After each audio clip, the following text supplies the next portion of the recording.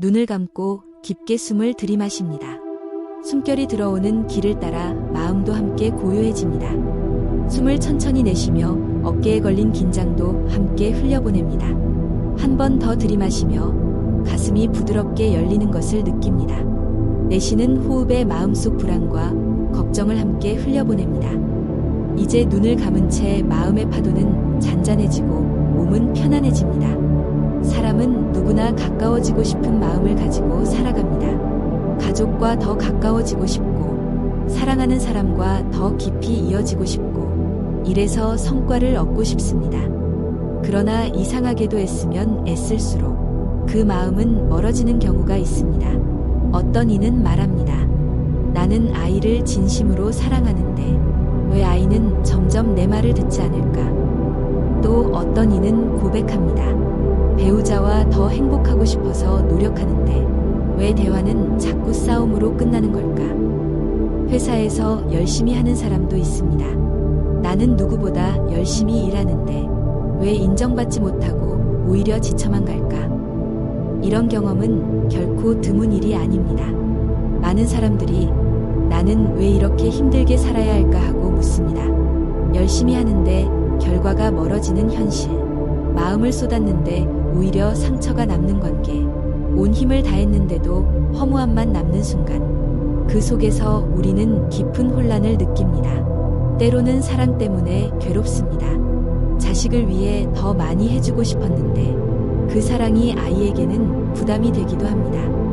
부모의 기대를 충족시키고 싶었는데 오히려 자신을 잃어버린 자녀들도 있습니다. 서로를 위한다고 했던 마음이 서로를 힘들게 만드는 결과로 이어집니다. 때로는 노력 때문에 지칩니다. 조금만 더 하면 된다. 포기하지 말고 버텨야 한다. 이 말들이 오히려 나를 옥죄고 삶을 무겁게 만듭니다. 열심히 하는 것이 나쁜 것은 아니지만 애쓰는 마음속에 욕심이 숨어 있을 때 그 욕심이 나를 더 멀리 밀어내는 것입니다. 이런 이야기는 누구에게나 익숙합니다. 친구에게서도 듣고 가족에게서도 듣습니다. 심지어는 내 안에서도 매일같이 경험합니다. 왜 나는 이렇게 하고 있는데도 잘 안 되는 걸까? 왜 마음은 좋은데 결과는 반대로 흘러갈까? 부처님의 가르침은 여기서 큰 지혜를 줍니다. 그분은 말씀하셨습니다. 애씀과 집착은 다르다. 애씀은 삶을 키우지만 집착은 삶을 억누른다. 우리는 이 차이를 잘 알지 못하기 때문에 더 애쓸수록 더 힘들어지는 것입니다. 오늘 우리는 이 질문 앞에 서 있습니다. 나는 정말로 애쓰고 있는 것일까? 아니면 집착하고 있는 것일까? 그 미묘한 차이를 구분하는 순간 삶의 방향은 달라질 수 있습니다. 삶을 돌아보면 우리는 참 많은 순간에 애쓰며 더 멀어진 경험을 합니다. 부모는 자녀를 위한다고 생각하며 더 강하게 붙잡습니다. 공부를 더 잘하라고 매일같이 다그치고 비교합니다. 좋은 대학, 좋은 직장, 좋은 결혼이 자녀의 행복이라 믿고 그 길로만 몰아붙입니다. 하지만 자녀의 마음은 점점 다치고 대화는 줄어들고 거리는 멀어집니다. 부모는 사랑을 주고 싶었지만 아이는 그것을 억압으로 느낀 것입니다. 이것이 바로 애쓸수록 멀어지는 아이러니한 순간입니다. 사랑의 관계에서도 같은 현상이 일어납니다. 사랑하는 사람을 붙잡으려 더 의심하고 더 확인하려 합니다. 전화를 늦게 받으면 서운해하고 메시지 답이 늦으면 불안해합니다. 그래서 더 묻고 더 집착합니다. 하지만 상대는 점점 숨이 막히고 자유를 빼앗기는 듯 느낍니다. 결국 가까워지기를 원했지만 오히려 더 멀어집니다. 부처님께서는 사랑도 연연함이 아닌 자비와 존중 위에 세워져야 한다고 하셨습니다. 진정한 사랑은 억지로 붙잡는 것이 아니라 놓아주는 것에서 자란다는 가르침입니다. 우리 자신에 대한 기대도 그렇습니다. 더 빨리 성공하고 더 많이 이루고 싶어 스스로를 몰아붙입니다. 밤을 새우며 경쟁 속에서 자신을 혹사합니다. 조금만 쉬면 뒤처질까 두려워 불안합니다. 그러나 몸은 병들고 마음은 지치고 오히려 원하는 성취는 멀어집니다. 마치 물속에서 허우적거리며 빠져나오려 애쓸수록 더 깊이 가라앉는 것과 같습니다. 부처님은 이런 집착을 불타는 불길에 비유하셨습니다. 애씀이 욕망으로 변할 때 그 불길은 우리를 태우고 결국 허무만 남긴다고 하셨습니다. 명상에서 호흡을 다스릴 때도 같은 원리가 있습니다. 호흡을 억지로 길게 하려 하면 오히려 가슴이 답답해집니다. 호흡을 억지로 멈추려 하면 숨이 막혀 불안해집니다. 하지만 그저 알아차리고 지켜보기만 하면 호흡은 자연스럽게 깊어집니다. 삶도 이와 같습니다. 놓아주면 더 편안해지고 멀어진 줄 알았던 것이 다시 다가옵니다. 부처님께서 말씀하신 무의의 지혜가 바로 이것입니다. 한 노승의 이야기가 전해집니다. 그는 젊은 시절 세상을 바꾸겠다며 불같은 열정으로 뛰어들었습니다. 하지만 아무리 애써도 세상은 변하지 않았습니다. 실망하고 좌절하던 그는 깨달았습니다. 세상을 바꾸려 애쓸수록 세상은 멀어지고 자신은 지쳐갔다는 것을. 그는 마음을 돌려 스스로를 바꾸기 시작했습니다. 자신의 분노를 내려놓고 욕망을 다스리고 욕심을 줄였습니다. 그러자 신기하게도 주변의 사람들이 조금씩 달라졌습니다. 그를 따르는 이들이 늘어나고 그 마음의 변화가 마을을 바꾸고 세상을 움직였습니다. 부처님께서도 말씀하셨습니다. 세상을 이기려 하지 말고 먼저 자신을 다스리라고. 자신을 다스린 자는 이미 세상을 다스린 것과 같다고. 우리가 원하는 가까움은 억지로 주려 할 때 생기는 것이 아닙니다. 자연스럽게 자신이 서 있는 자리를 지킬 때 다가옵니다. 아이와의 관계도 내가 바라는 대로 끌지 않고 아이의 길을 인정할 때 마음이 열립니다. 사랑도 상대를 소유하려 하지 않고 자유롭게 놓아줄 때 더 깊어집니다. 성공도 억지로 조급하게 쫓지 않고 묵묵히 하루를 성실히 살 때 다가옵니다. 그러나 우리는 여전히 묻습니다. 그렇다면 아무 노력도 하지 않고 그냥 흘러가라는 말인가? 부처님의 가르침은 게으름이 아닙니다. 노력은 하되에 집착하지 않는 것입니다. 정성을 다하되 결과에 매이지 않는 것입니다. 최선을 다하되 그 끝은 내려놓을 줄 아는 것입니다.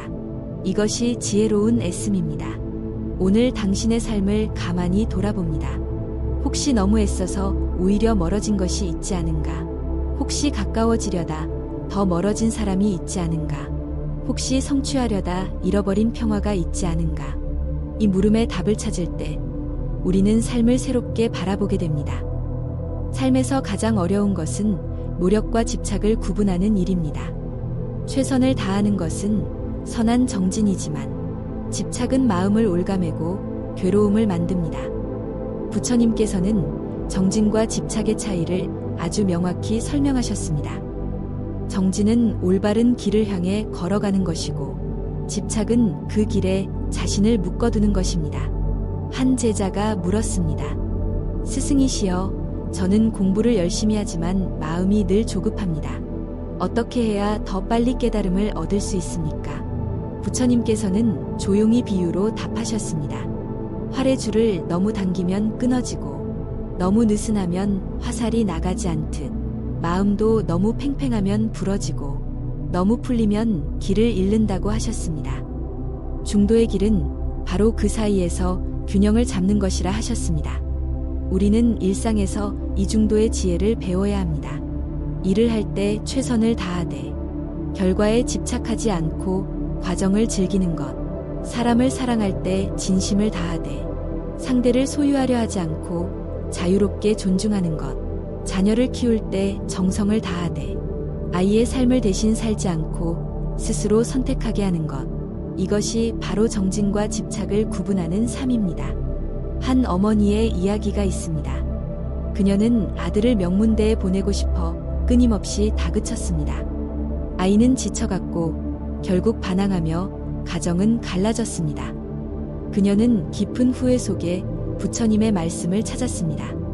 사람은 누구도 다른 이의 길을 대신 걸어줄 수 없다는 말씀을 읽고 눈물을 흘렸습니다. 그녀는 집착을 내려놓고 아이의 선택을 존중하기 시작했습니다.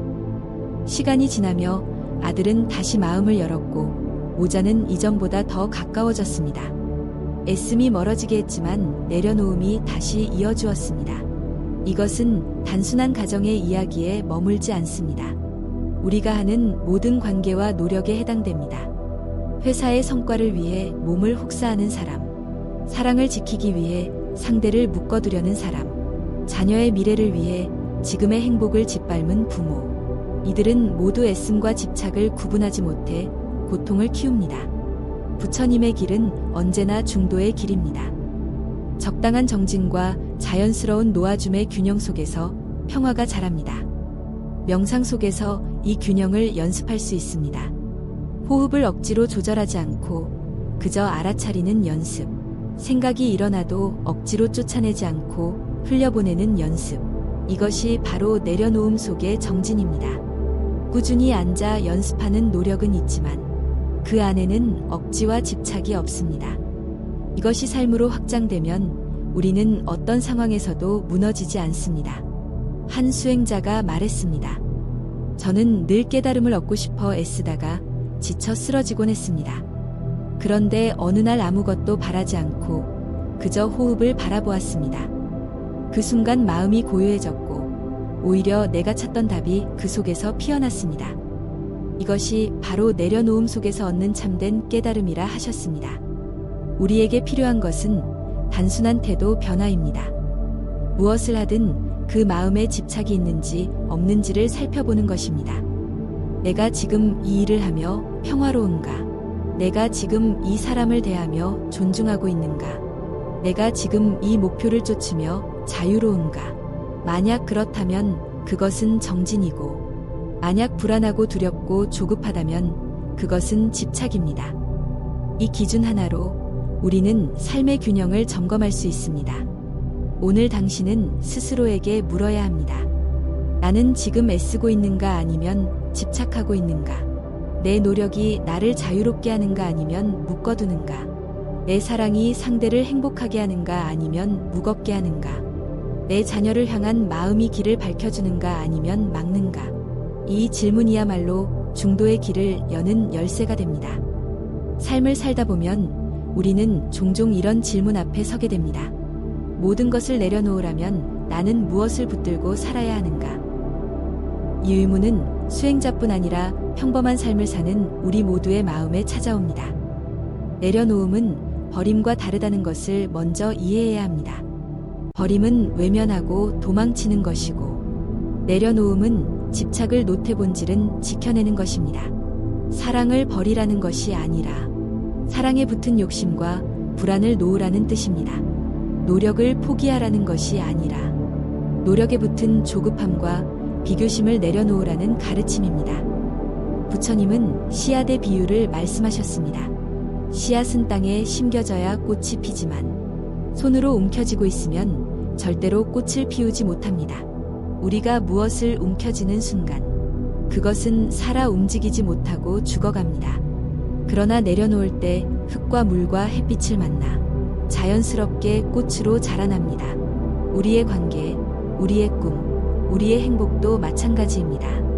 한 젊은 스님은 수행을 하며 늘 불안했습니다.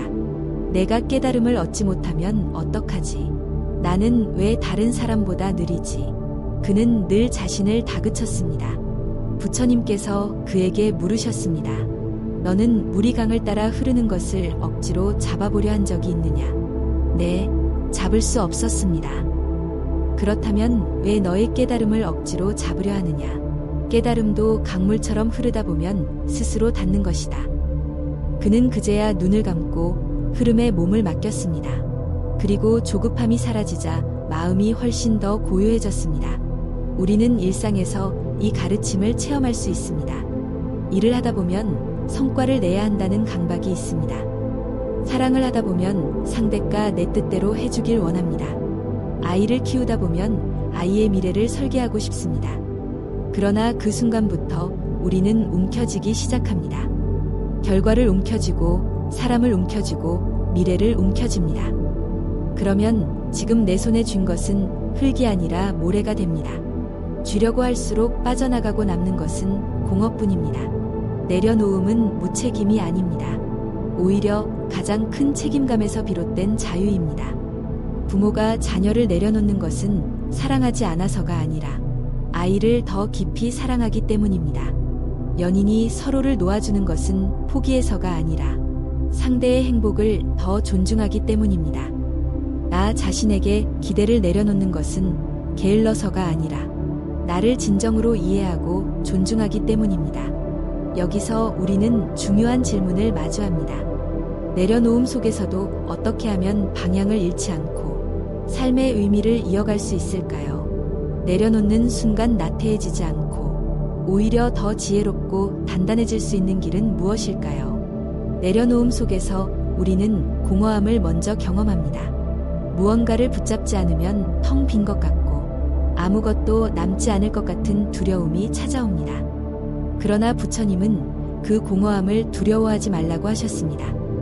그 빈자리는 곧 새로운 가능성의 공간이 되기 때문입니다. 삶의 무게를 내려놓은 사람은 처음에는 흔들립니다. 습관처럼 손을 내밀어 다시 잡고 싶어집니다. 그러나 조금만 참고 고요히 지켜보면 그 빈 공간에서 뜻밖의 평화가 피어납니다.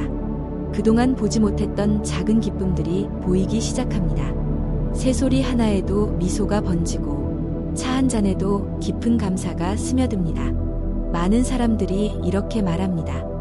나는 아직 아무것도 이루지 못했어. 나는 아직 준비가 안 된 것 같아. 그러나 내려놓음 속에서 깨닫게 됩니다. 이미 살아있다는 것 자체가 기적이라는 것을, 이미 지금 이 순간도 이루어지고 있다는 것을, 우리가 애써 달려가던 행복이 사실은 늘 곁에 있었다는 것을. 한 어머니의 이야기가 있습니다. 그녀는 아들이 명문대에 가야 한다고 믿었습니다. 그래서 아들을 밤마다 붙잡고 공부를 시켰습니다. 아들은 지쳐가고 두 사람의 관계는 점점 멀어졌습니다. 어느 날 아들이 울면서 말했습니다. 엄마는 내가 행복하기를 원해요. 아니면 성적만 원해요. 그제야 어머니는 자신의 집착을 내려놓았습니다. 그리고 아들에게 이렇게 말했습니다. 엄마는 내가 웃을 때 가장 행복하다. 그 순간 아들의 어깨가 풀어지고 다시 따뜻한 대화가 시작되었습니다. 내려놓음 속에서 더 깊은 사랑이 피어난 것입니다. 부처님은 늘 말씀하셨습니다. 삶은 강물과 같아 멈추지 않는다. 흐름을 거슬러 오르면 고통이지만 흐름에 몸을 맡기면 지혜를 얻는다. 내려놓음은 흐름에 맡기는 용기입니다. 우리가 생각하는 것보다 더 큰 손길이 우리 삶을 이끌고 있음을 믿는 것입니다. 그 믿음 속에서 우리는 집착이 아니라 신뢰를 배우게 됩니다. 그러나 많은 이들은 묻습니다.